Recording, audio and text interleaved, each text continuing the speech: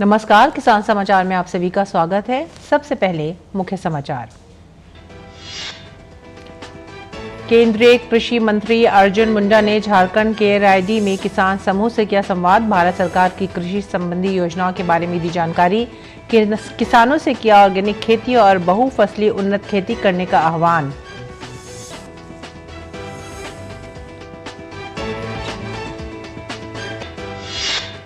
झारखंड के बुंडू में एमएसएमई मंत्रालय की सुपुर्दी स्कीम के अंतर्गत बुंडू बम्बू क्लस्टर का आयोजन। केंद्रीय कृषि एवं किसान कल्याण मंत्री अर्जुन मुंडा ने किया क्लस्टर का दौरा। लेजर मशीन से कारीगरों द्वारा की गई फनकारी का लिया जायजा।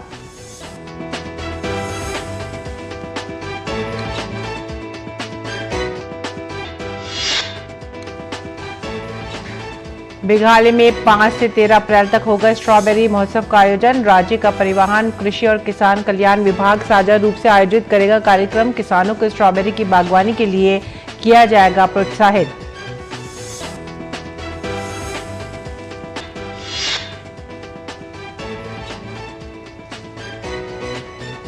हर साल 22 मार्च को मनाया जाता है विश्व जल दिवस। शांति के लिए जल का लाभ उठाना थीम के साथ लोगों को जल की महत्व के प्रति किया जा रहा है जागरूक।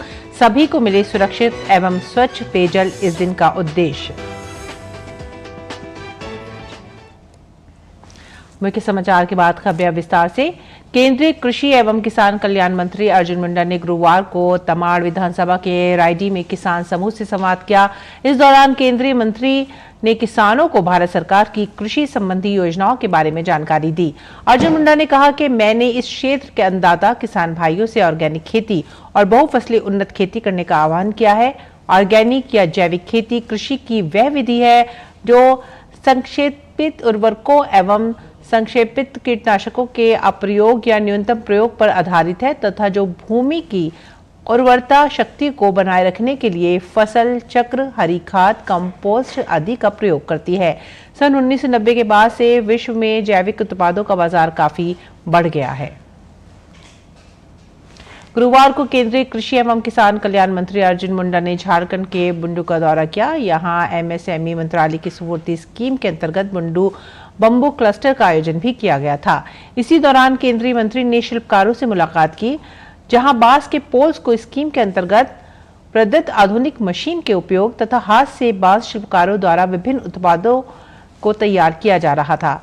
लेजर मशीन से कारीगरों द्वारा सॉफ्टवेयर के माध्यम से डिजाइन कर एम्बोस करने का कार्य भी यहां पर किया जाता है। स्फूर्ति योजना का आरंभ भारत के सूक्ष्म, लघु एवं मध्यम उद्योग मंत्रालय द्वारा किया गया था। इस योजना के अंतर्गत बांस, खादी तथा शहद जैसे ग्रामीण एमएसएमई उद्योग से जुड़े कारीगरों की क्षमता का विकास किया जा रहा है। इसी योजना के अंतर्गत कारीगरों को ट्रेनिंग भी प्रदान की जा रही है। और मेघालय के प्रसिद्ध स्ट्रॉबेरी फल की खेती को प्रोत्साहन देने के लिए राज्य का परिवहन, कृषि और किसान कल्याण विभाग साझा रूप से 5 से 13 अप्रैल के बीच स्ट्रॉबेरी महोत्सव का आयोजन करेगा। स्ट्रॉबेरी एक मीठा और रसीला फल है जो अपने विशेष स्वाद के लिए प्रसिद्ध है। कार्यक्रम के दौरान किसानों को स्ट्रॉबेरी की बागवानी के लिए प्रोत्साहित किया जाएगा। राज्य के बागवानी विभाग ने विभिन्न केंद्रीय और राज्य सरकार की योजनाओं के तहत स्ट्रॉबेरी के पौधे लगाए हैं। राज्य में स्ट्रॉबेरी की फसल रोपण का मौसम शुरू हो चुका है। देश में कृषि शिक्षा, शोध और प्रसार कार्यों को बढ़ावा देने से उदयपुर स्थित महाराणा प्रताप कृषि एवं प्रौद्योगिकी विश्वविद्यालय लगातार काम कर रहा है। विश्वविद्यालय में भारत सरकार की नई शिक्षा नीति के तहत युवाओं को कौशल दक्षता के साथ आत्मनिर्भर बनाने के साथ नवीन कृषि तकनीक से जोड़कर किसानों को उद्यमशील बनाने के लिए क्या कुछ किया जा रहा है, इसी विषय पर हमारे संवाददाता ओपी यादव ने बात की महाराणा प्रताप कृषि एवं प्रौद्योगिकी विश्वविद्यालय के कुलपति प्रोफेसर अजीत कुमार कर्नाटक से। राजधानी नई दिल्ली में कृषि विश्वविद्यालय के कुलपतियों और भारतीय कृषि अनुसंधान परिषद के निदेशकों का सम्मेलन आयोजित किया गया। इस वार्षिक सम्मेलन में कई तरह के इश्यूज सामने आए हैं। इसके साथ ही राज्यों में कृषि विश्वविद्यालयों द्वारा किसानों की तरक्की के विकल्प कैसे बढ़ाए जाएं, इस पर चिंता मनन हुआ है और साथ ही साथ आर्थिक संसाधनों की पूर्ति के लिए CSR फंडिंग की भी बात की गई है। इन सभी विषयों पर बात करने के लिए हमारे साथ मौजूद है महाराणा प्रताप कृषि और प्रौद्योगिकी विश्वविद्यालय उदयपुर के कुलपति प्रोफेसर अजीत कुमार कर्नाटक। सर, ये जो सम्मेलन हुआ है उसकी सार्थकता क्या है?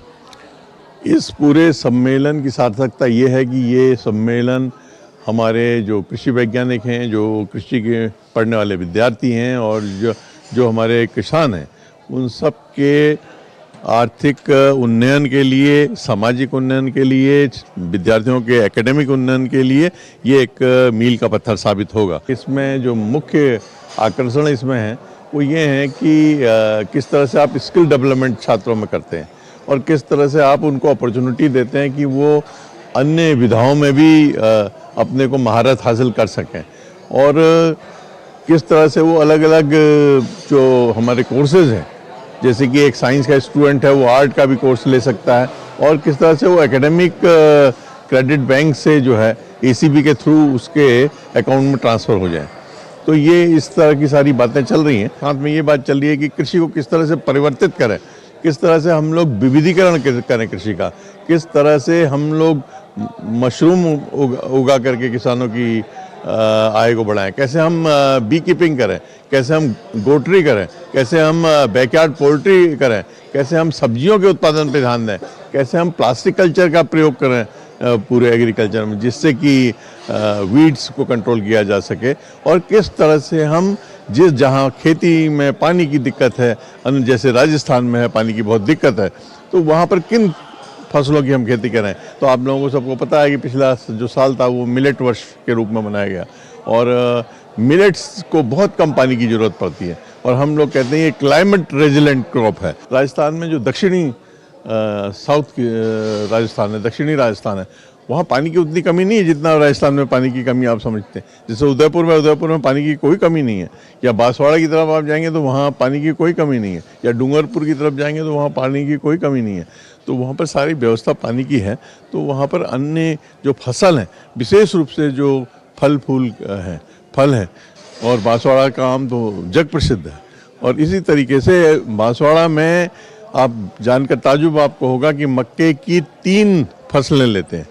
रबी और खरीफ तो लेते ही थे, अब जायद में भी वो लेने लगे। और मैंने तो उनको कहा कि अब आप ये सब को छोड़िए और इसमें थोड़ा सा परिवर्तन लाइए और मक्के में आप 3 तरह से मक्का लीजिए। एक तो आप सामान्य मक्का जो लेते हैं वो लीजिए, और एक आप बेबी कॉर्न लीजिए, उसकी मार्केट आपको करवाते हैं, और तीसरा आप जो अमेरिकन कॉर्न है, जो जिसके की जो मीठा होता है और जिसको उबाल के खाते हैं, जो भून के खाते हैं, तो उसका जो जिस समय वो तोड़ा जाता है उस समय पौधा हरा होता है। तो वो जो हरा पौधा होता है वो हमारे गाय भैंसों के लिए चारे का भी काम करता है।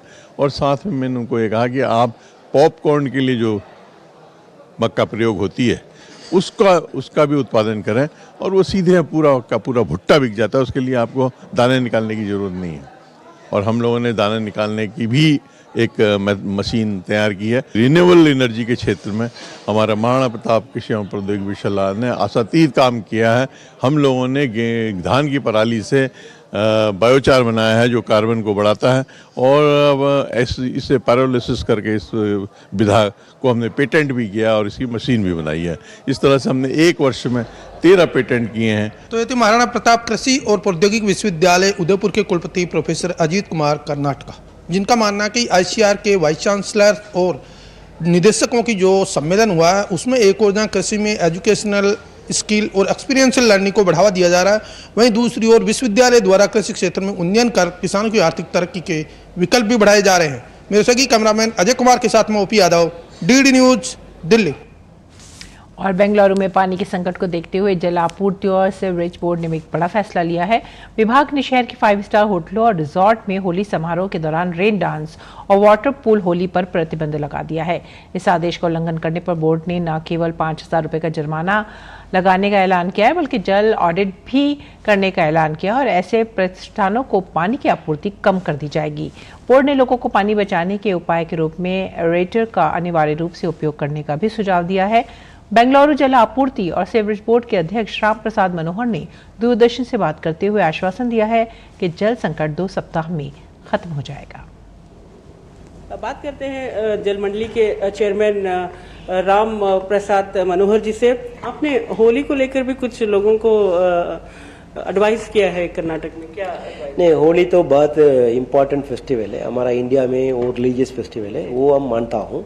उसका हम धार्मिक से हम हमारा कल्चरल से हम ज़्यादा हम जुड़े होना चाहिए। उसी के लिए हम घर पे और आपका कम्युनिटी एरिया पे, आपका सोसाइटी में सेलिब्रेट करने के लिए कोई भी हमारा निषेध नहीं है। फिर भी वो चीज़ के लिए लोग वो रेन डांस, पूल डांस करके वो कमर्शियल एक्सप्लॉइट करता है। फिर उनके लिए हम बोलता हूँ आपको चाहिए तो कमर्शियल एक्टिविटी आप ट्रीटेड वाटर से करवा दीजिए। हमारा पानी का पीने का पानी और अंदर जल से कुछ नहीं करना पड़ता है, आप ट्रीटेड वाटर यूज कीजिए। तो मानेंगे लोग, मानेंगे ये लोग?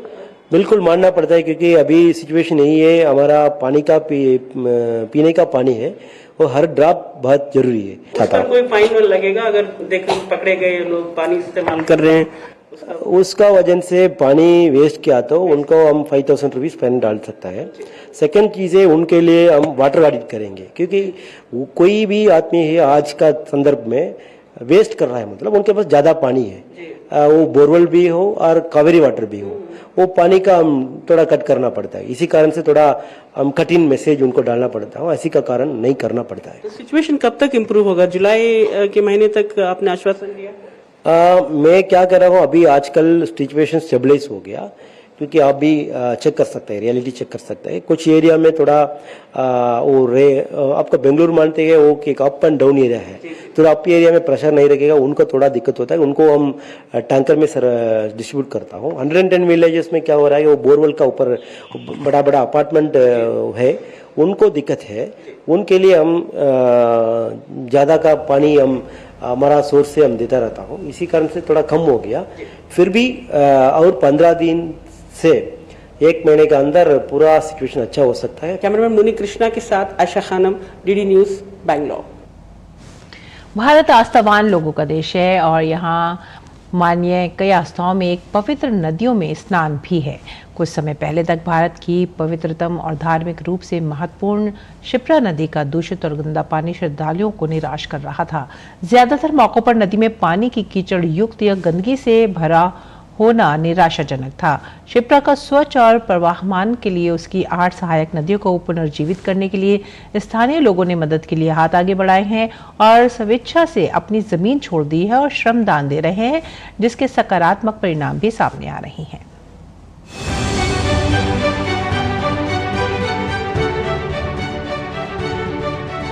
उज्जैन में शिप्रा संरक्षण अभियान के तहत शिप्रा नदी को प्रवाहमान बनाने के लिए शिप्रा नदी की सहायक 22 नदियों का गहरीकरण किया जा रहा है। इन नदियों के गहरीकरण के लिए उज्जैन शहर और आसपास के ग्रामीण, किसान, समाजसेवी संस्थाएं और स्कूल के बच्चे भी श्रमदान कर अपना सहयोग दे रहे हैं। उज्जैन में बीते 2 वर्षों से जन सहभागिता से ये महा अभियान चलाया जा रहा है और इसका सुखद परिणाम अब हमारे सामने है। शिप्रा नदी की मुख्य सहायक नदी आज पानी से भरी हुई दिखाई दे रही है और आंशिक प्रवाहमान भी है।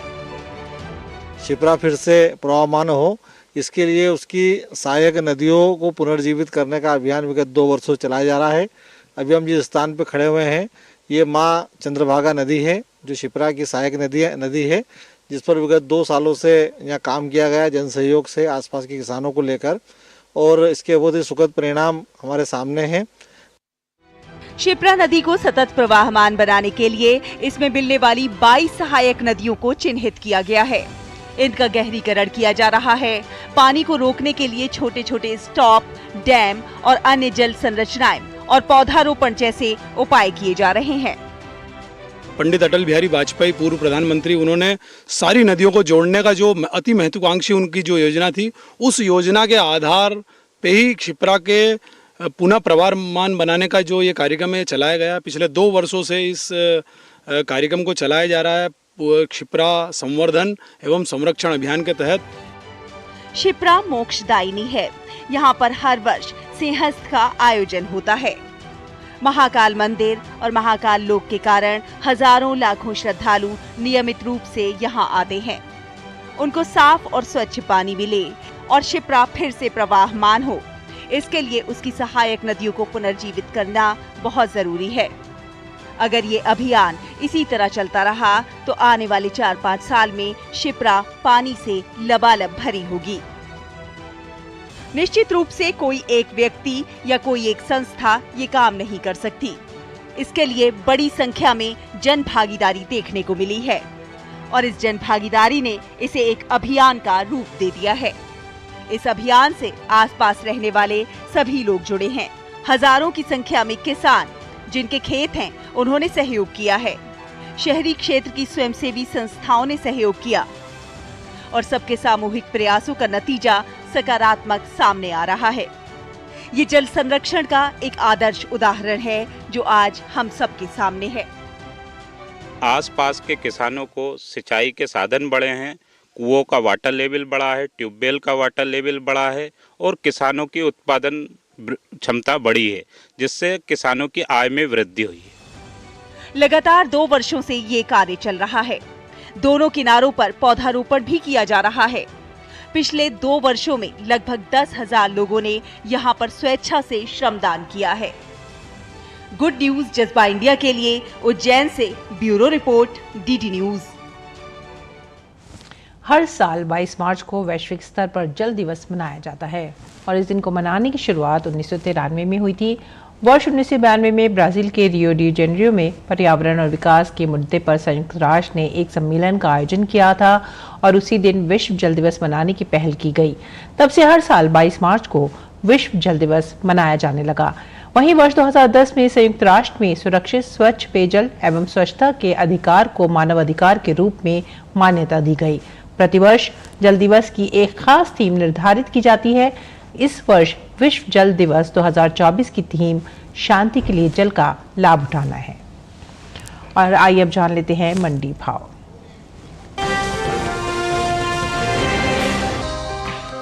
गुरुवार को ज्यादातर मंडियों में टमाटर के सौदे कमजोरी के साथ हुए, जबकि कुछ मंडियों में भाव तेज तो कुछ में स्थिर रहे। एग मार्केट के मुताबिक गुजरात की राजकोट मंडी में 20 मार्च को टमाटर का भाव रहा 1500 रुपए, जो कि 21 मार्च को 500 रुपए टूटकर 1000 रुपए पर आ गया। पंजाब की गढ़शंकर मंडी में 20 मार्च को टमाटर का भाव रहा 2500 रुपए, जो कि 21 मार्च को 200 रुपए गिरकर 2300 रुपए पर हो गया। राजस्थान की उदयपुर मंडी में इस दौरान टमाटर के सौदे स्थिर भाव पर हुए। यहाँ दोनों दिन यानी 20 और 21 मार्च को टमाटर का भाव 1300 रुपए पर बरकरार रहा। उत्तर प्रदेश की अलीगढ़ मंडी में 21 मार्च को टमाटर का भाव 50 रुपए बढ़कर 2150 रुपए से 2200 रुपए हो गया। उत्तर प्रदेश की गाजियाबाद मंडी में भी इस दौरान टमाटर के सौदों में नरमी देखने को मिली। यहाँ 20 मार्च को टमाटर का भाव 2040 रुपए था। 21 मार्च को इसके सौदे 10 रुपए गिरकर 2030 रुपए पर हुए। बात पैदावार की करें तो इस साल टमाटर की उपज में मामूली कमी देखने को मिल सकती है। कृषि मंत्रालय के बागवानी फसलों के लिए जारी पहले अग्रिम अनुमान के मुताबिक साल 2022-23 के दौरान कुल टमाटर की पैदावार 20.62 मिलियन टन होने का अनुमान जताया गया है, जबकि पिछले साल की समान अवधि के दौरान टमाटर की पैदावार 20.69 मिलियन टन रही थी।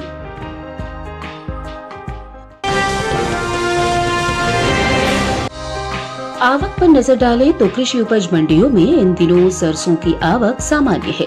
भाव की बात करें तो गुरुवार को देश के ज्यादातर मंडियों में सरसों के सौदे नरमी के साथ हुए। साथ ही कुछ मंडियों में भाव में तेजी रही और कुछ में स्थिर भाव पर हुआ कारोबार। एग मार्केट के मुताबिक गुजरात की ध्रोल मंडी में 20 मार्च को सरसों का भाव रहा 4620 रुपए, जो कि 21 मार्च को 65 रुपए टूटकर 4555 रुपए हो गया।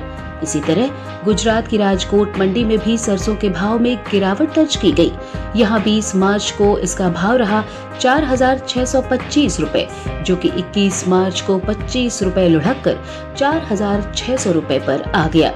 मध्य प्रदेश की आगर मंडी में 20 मार्च को सरसों का भाव रहा 4500 रुपए, जो कि 21 मार्च को 168 रुपए की मजबूती के बाद 4668 रुपए हो गया।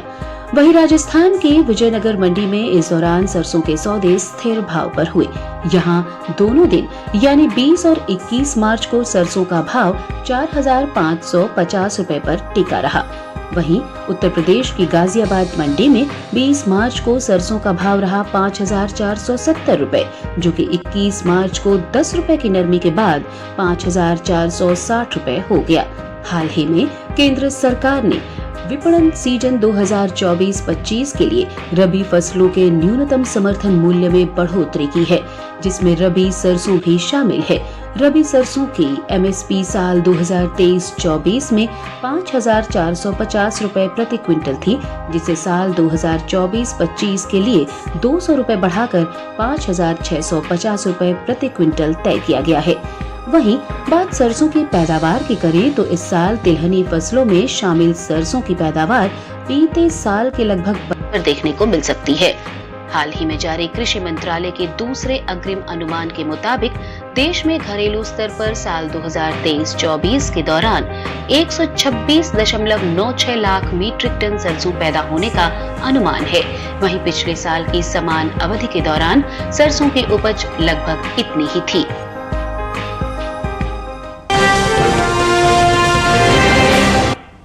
और आइए अब बात करते हैं मौसमी खेती की। किसान इस मौसम में कैसे रखें अपनी खेती का ख्याल, देखते हैं।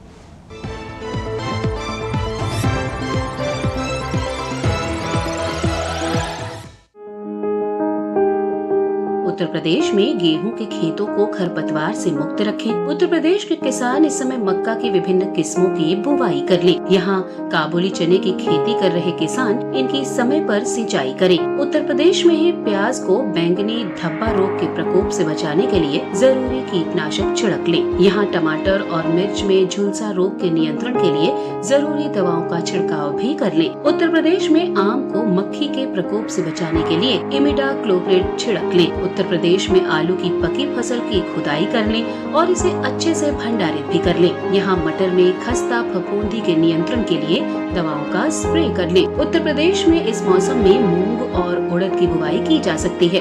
उत्तर प्रदेश के किसान गन्ने की विभिन्न किस्मों की बुवाई भी कर लें। यहाँ इस समय भिंडी की भी बुवाई की जा सकती है। मध्य प्रदेश के किसान लौकी, तुरई, कद्दू और खीरा की बुवाई जारी रखें। यहाँ मूंग और उड़द की बुवाई भी की जा सकती है। साथ ही यहाँ के किसान ज्वार की बुवाई भी कर लें। मध्य प्रदेश के किसान सरसों की पकी फसल की कटाई कर लें। यहाँ आम में मिली बग के नियंत्रण के लिए जरूरी कीटनाशक छिड़क लें। मध्य प्रदेश में किसान करेला, भिंडी, तरबूज और खरबूज की बुआई के लिए खेत तैयार करें। यहाँ संतरे के बागों को रस चूसक कीट से बचाने के लिए इमिडाक्लोप्रिड का छिड़काव कर लें। मध्य प्रदेश के किसान टमाटर, बैंगन, मिर्च और फूल गोभी के पौधों का रोपण इस समय में कर सकते हैं।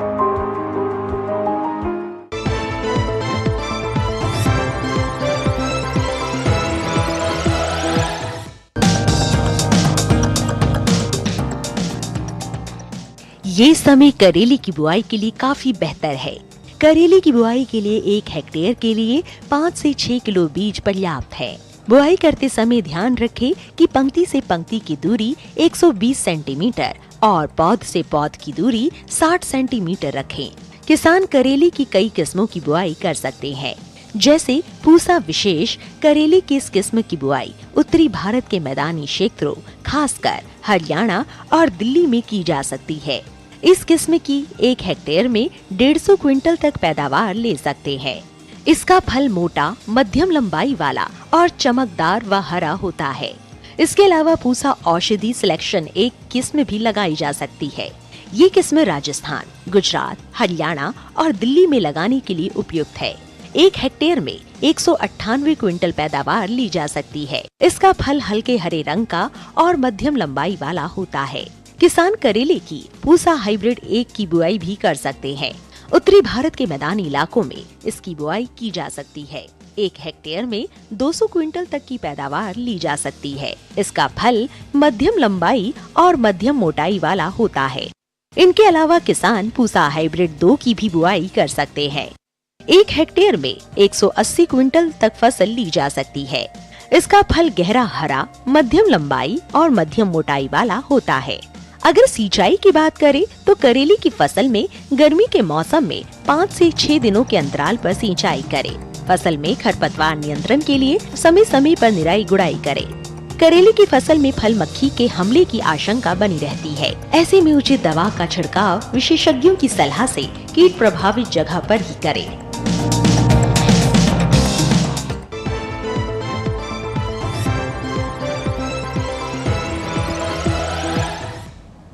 और आइए अब नजर डालते हैं कुछ और खबरों पर। खास खबर में लोकसभा चुनाव के लिए बीजेपी ने तीसरी लिस्ट जारी करते हुए 9 उम्मीदवारों के नाम की घोषणा की है। ये सीटें तमिलनाडु की हैं। यहां पहले चरण में 19 अप्रैल को चुनाव होना है। कांग्रेस ने भी अपने प्रत्याशियों की तीसरी सूची जारी कर दी है। पार्टी ने इसमें 57 उम्मीदवारों के नामों का ऐलान किया है। इसरो